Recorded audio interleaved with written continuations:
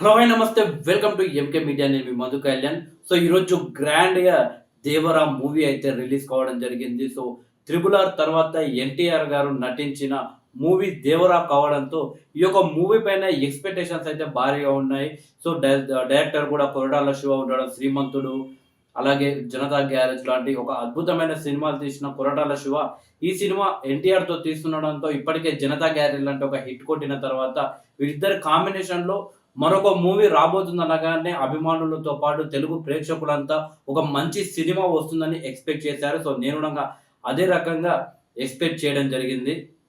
So ఇగ 'Devara' cinema గురించి మాట్లాడుకుంటే అన్నిటికన్నా ముందు మనం మాట్లాడుకోవాల్సింది రివ్యూవర్స్ గురించి. సో సోషల్ మీడియాలో నేను మరీ 'దేవరా' మూవీ విషయంలో మాత్రం చాలా ఘోరం. అసలు నైట్ 2 గంటలకు, 2:30, 3 గంటలకు ట్విట్టర్ ఓపెన్ చేసుకొని చూస్తుంటే అసలు ఆ సినిమా వాడు చూసిందో, చూడలేదో కానీ చూసిన వాళ్ళకంటే చూడని వాళ్ళే ఎక్కువగా రివ్యూలు రాస్తున్నారు. ఇష్టమున్నట్లు దానికి 5 రివ్యూస్‌కి 2 రివ్యూస్, 2.5, 1 రివ్యూ అని చెప్పేసి ఇష్టం వచ్చినోడు ఇష్టం వచ్చినట్టు పెడుతున్నాడు.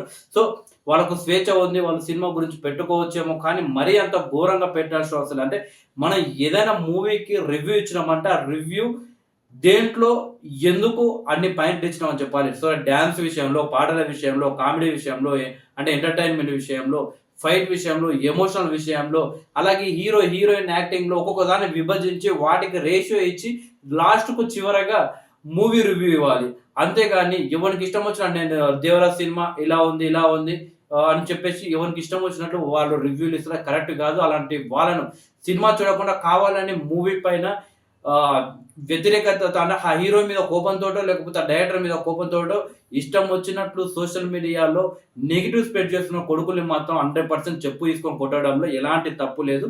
కొట్టాలి. కొడితేనే బుద్ధొస్తది అలాంటి వాళ్ళకు. ఎందుకంటే కొన్ని కోట్ల రూపాయలు పెట్టి కొన్ని వేల మందికి ఉపాధి కలిగించి వాళ్ళు సినిమా తీస్తే వాళ్ళపై హీరో, హీరోయిన్‌పై, దర్శకుడిపై నమ్మకం పెట్టి ప్రొడ్యూసర్ ముందుకు వచ్చి సినిమా తీస్తే ఆ రకంగా దాన్ని నెగటివిటీ చేయడం అనేది కరెక్ట్ కాదు. సో అలాంటి వాళ్ళకి అలాంటి శిక్ష వేస్తే కరెక్ట్ లేదు. అది 'దేవరా' మూవీ విషయానికొస్తే మనం సో సినిమాల్లో మ్యూజిక్ మాత్రం చాలా అద్భుతంగా ఉంది. సో బీజీఎం మాత్రం అదరగొట్టిందని చెప్పవచ్చు.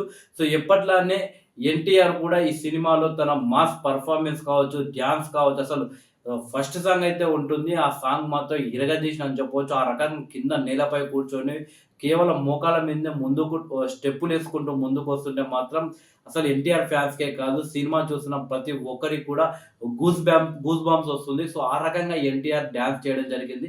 ఇక ఎన్టీఆర్ నటనకు మాత్రం ఎలాంటి పేరు పెట్టొద్దు. ఆ రకంగా నటించిండని చెప్పవచ్చు.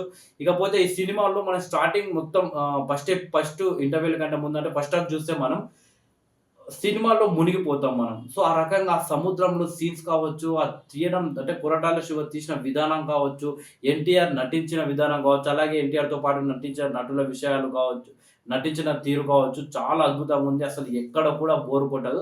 బట్ ఫస్ట్ హాఫ్ అయిపోయిన తర్వాత సెకండ్ హాఫ్ మనకొచ్చిన తర్వాత అప్పుడు అనిపిస్తుంటది. సెకండ్ హాఫ్‌లో మొత్తం ఫన్ బాగుంటుందన్నట్టు. సో, ఆ ఫన్నొచ్చినప్పుడు మనకేమనిపిస్తది, సరే ఫస్ట్ హాఫ్‌ల ఫన్నే లేదేంటి అని ఒకటి గుర్తొస్తది మనకు. సో, సెకండ్ హాఫ్‌లో ఫన్ ఉండడం వల్ల ఫస్ట్ హాఫ్‌లో ఫన్ లేదని గుర్తొస్తది. బట్ ఫస్ట్ హాఫ్ చూసినంత సేపు మనకు ఫస్ట్ హాఫ్‌లో కామెడీ లేదు అన్న ఫీల్ అయితే మనకు రాదు. సో, ఆ రకంగా ఫస్ట్ హాఫ్‌ని తీర్చిదిద్ది సెకండ్ హాఫ్‌లో కొంచెం ఎంటర్‌టైన్‌మెంట్ ఇవ్వడం జరిగింది.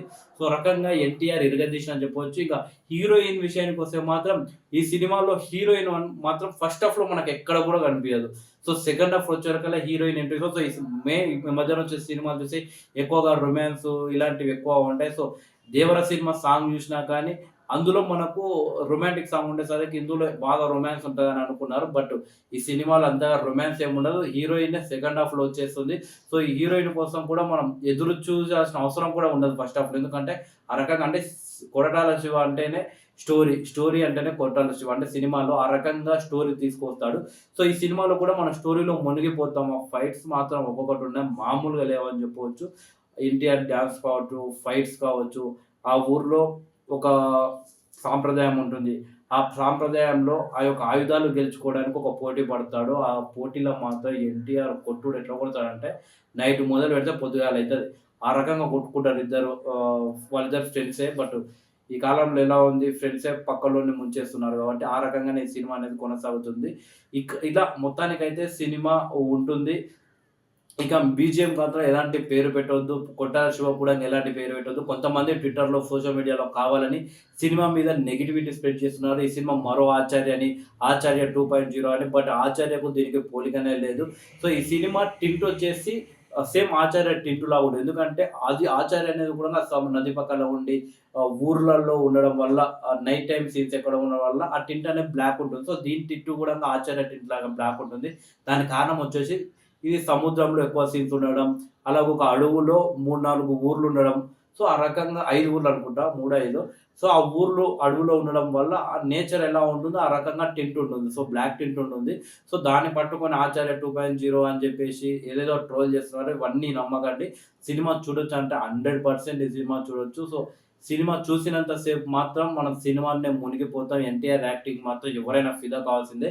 ఇక ఎన్టీఆర్ ఫ్యాన్స్ మాత్రం ఇదొక పండగ అని చెప్పవచ్చు. ఎన్టీఆర్ తను ఈ సినిమాలో తనొచ్చేసి డబుల్ యాక్షన్ అని చెప్పవచ్చు. ఇంతకు ముందుకు మనం చూస్తే 'ఆంధ్ర' వాళ్ళ సినిమా కావచ్చు, మరి ఇంకొకటి 'శక్తి' అనుకుంటా. సో, ఆ సినిమా 2 సినిమాల తర్వాత ఎన్టీఆర్ డబుల్ యాక్షన్ తీసిన సినిమా ఇది. సో, ఈ సినిమా మాత్రం ఆ 2 సినిమాల కంటే డబుల్ యాక్షన్‌లో ఎన్టీఆర్ ఇరగదీశారని చెప్పవచ్చు. సో, లాస్ట్ ఒక ట్విస్ట్ వచ్చి 'బాహుబలి' రేంజ్‌లో ఒక ట్విస్ట్ ఉంటుంది. సో, ఎన్టీఆర్ పెద్ద ఎన్టీఆర్‌ని చిన్న ఎన్టీఆర్ చంపుతాడు. సో, ఎందుకు చంపాడనేది మన క్వెషన్ మార్క్.